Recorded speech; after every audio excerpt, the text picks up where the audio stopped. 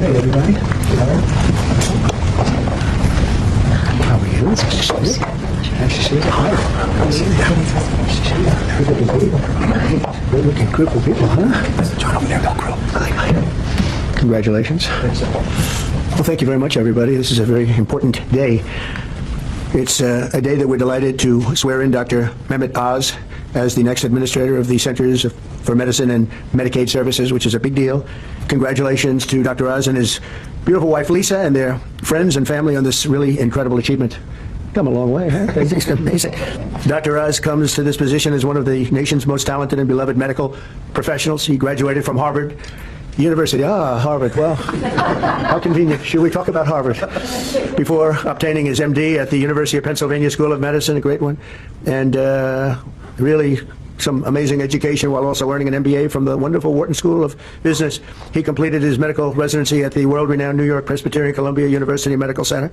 Dr. Oz then had a sterling medical career in which he became an international... Ladies and gentlemen, members of the press, guardians of the Republic, watchers of the airwaves, and citizens of the great American experiment.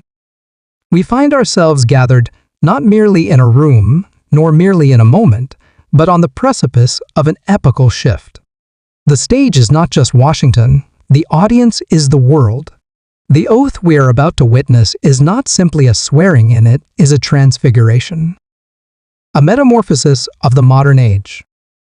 A tale that unites Hippocrates and Hollywood, policy and prime time, bureaucracy and broadcast. Today, under the vaulted ceilings of this marble cathedral to governance, we bear witness to a page of history turning before our eyes. And at the center of that page, emblazoned in bold, is a name that needs no introduction, but commands one nonetheless. Dr. Mehmet Oz, physician, television luminary, author, entrepreneur, former candidate for Senate, and now, with thunderous approval from the powers that be and a little help from destiny itself, the newly appointed administrator of the Centers for Medicare and Medicaid Services. Pause and consider what that means. Over $1 trillion of healthcare stewardship, a system serving over 140 million Americans, the very infrastructure of well-being in this country. Once the domain of policy wonks and cautious technocrats, it now falls under the command of a man whose sum reads like an epic poem of the modern world. Let us rewind. From the steel-gray skyline of Cleveland, Ohio, to the ancestral traditions of his Turkish heritage, Dr. Oz's story is as American as it is global. Come a long way, huh? It's amazing. Dr. Oz comes to this position as one of the nation's most talented and beloved medical professionals. He graduated from Harvard University. Harvard. Well, how convenient. Should we talk about Harvard? Before obtaining his MD at the University of Pennsylvania School of Medicine, a great one, and really some amazing education while also earning an MBA from the wonderful Wharton School of Business. He completed his medical residency at the world-renowned New York Presbyterian Columbia University Medical Center. Dr. Oz then had a sterling medical career in which he became an internationally acclaimed heart and lung surgeon, highly respected. He served as director of the Cardiovascular Institute and integrative medicine program at New York Presbyterian, and as a longtime professor at Columbia University's College of Physicians and Surgeons. Boy, oh boy. Doctor, I thought he just did a show. I only know the show. You know why I know the show? Because he said, I'm a little overweight, I should lose some weight. I did a show, and that's what I got out of it. That was not good. But I'm looking at all of this other. This is very impressive. Dr. Oz authored more than 400 contributions to academic and scientific publications and holds several patents for technologies that revolutionize cardiovascular surgery, and Dr. Oz later translated his experience into an extraordinarily successful television career, making him one of the most trusted voices on healthcare, and he also got very high ratings, I can tell you that. He did great with the television thing. As CMS Administrator, Dr. Oz will work tirelessly to strengthen and protect Medicare for our nation's seniors and Medicaid for the needy. Just as I promised, there will be no cuts. We're not going to have any cuts. We're going to have only help. Dr. Oz will work to improve the quality of care for decades to come, and he'll ensure that criminals, fraudsters, and illegal aliens are not permitted to rob America's seniors. They are trying, but they're not going to get away with it. He will also work alongside Secretary of Health and Human Services Robert F. Kennedy Jr. I've heard of him. He's a pretty famous guy. He's doing a great job, too, to address the crisis of chronic illness and to make America healthy again. So I want to just thank Dr. Oz, and because this is a big commitment he's making. He has a lot of options, and this is a big, big commitment. And I want to congratulate you and your family on really an amazing life. And I think this is going to be by far the most important part of an already incredible life. So thank you very much. God bless you. My friend, thank you very much. Take care of yourself. Congratulations. It's amazing. Congratulations. Wow. What a job, huh? Yeah. Are you ready, Bobby? I sure am. Let's do it. You put your hand on the Bible, your left hand, and raise your right hand. And repeat after me.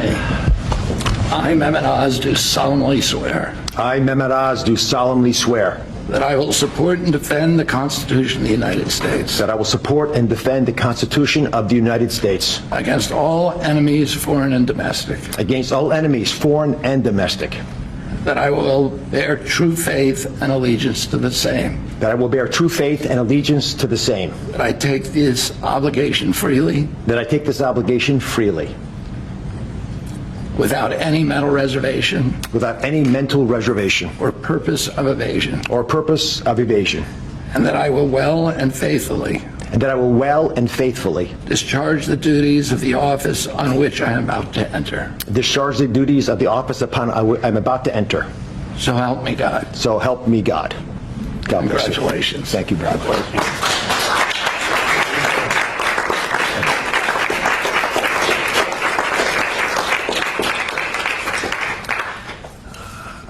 I've got to start off by thanking three people.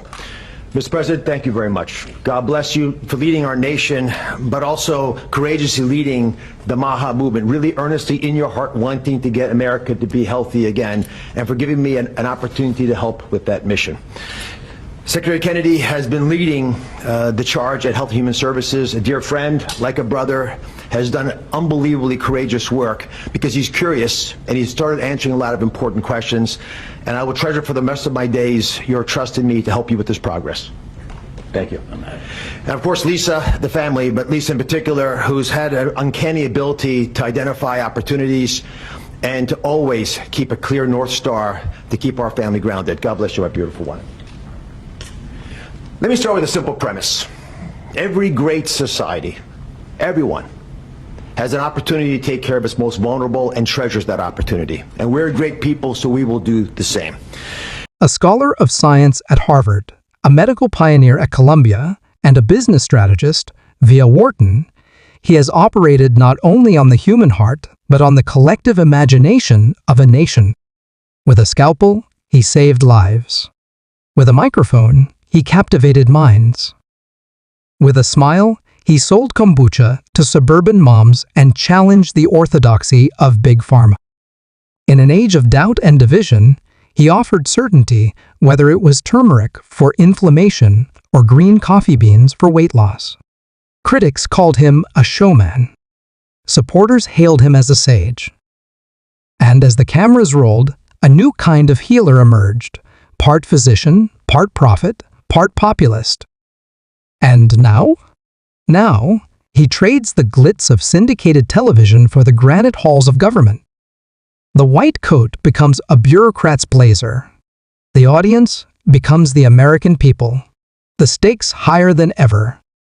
He joins a cabinet led by Secretary of Health and Human Services Robert F. Kennedy Jr. in an administration that is less a team and more a pantheon. Their mission? Nothing less than to reshape the very DNA of American health, to slay the dragons of chronic illness, to digitize and decentralize care, to remind us all that medicine is not merely treatment, it is transformation. But let us not forget, this is not just a professional right. It is a personal journey. Behind the public figure stands a private man husband to the luminous Lisa Oz, father, mentor, seeker. A man of spiritual inquiry and intellectual fire. A man who believes that healing begins not in the clinic, but in the soul. So let today be more than a ceremony. Let it be a proclamation that, in an era when truth is contested and institutions waver, we dare to bet on the improbable. That a heart surgeon turned media mogul can also be a steward of policy. That charisma and competence need not be mutually exclusive. 1,500 young people, soldiers. They're not from America. They're not from anywhere else other than Ukraine and Russia. But we want to save these lives. So it's 2,500 a week being killed in battle. It's a vicious battle with the best equipment, the best everything, and it is brutal. 2,500 young people a week. Some of them not so young, actually. They're getting older. They're getting older by the month. But 2,500 a week, and we're going to get it stopped ideally. Now, if for some reason one of the two parties makes it very difficult, we're just going to say you're foolish, you're fools, you're horrible people, and we're going to just take a pass. But hopefully we won't have to do that.